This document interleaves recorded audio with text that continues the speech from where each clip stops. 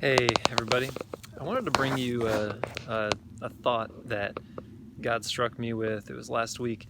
I was walking and praying, and I thought I would pray Psalm 3 for our church and for my family and myself. Psalm 3, David wrote when he was having trouble with his son Absalom. Absalom was trying to take away the whole kingdom from King David. Imagine your son, your own family member, somebody you loved and trusted, trying to take everything away. So David was in the midst of major turmoil, major troubles. Similar, perhaps, to the kind of trials and difficulties that we're in now, where the whole world is turned upside down. David was in a time when the world was turned upside down against him. And so he starts to describe in the first few verses his emotions, how everything is seems like is against him. He cries out to the Lord. And then in verse 5, when I read this, I just stopped. It made me stop. He says, I laid down and went to sleep. I woke up, for the Lord sustained me. In the midst of his troubles, he went to bed, like we all do. The next morning he woke up, and he realized the reason he woke up is because the Lord woke him up. The Lord sustained him.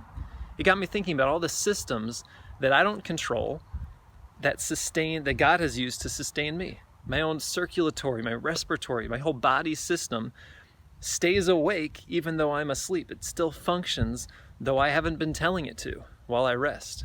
The world goes on, the universe, the galaxies are all in motion, and we arise in a new day, and God calls us up from bed and says, I've given you this day on purpose. And then the next verse is amazing.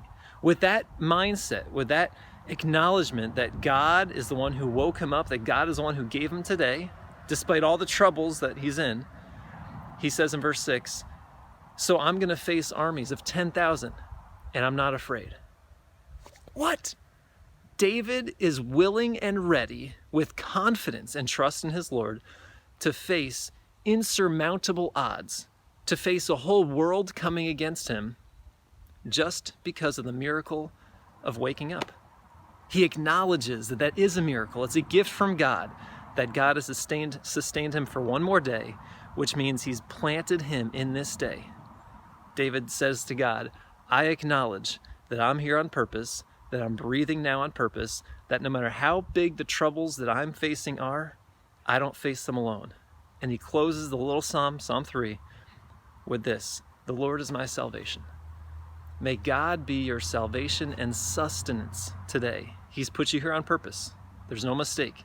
Because you woke up, God sustained you, and he has you here. Love you all.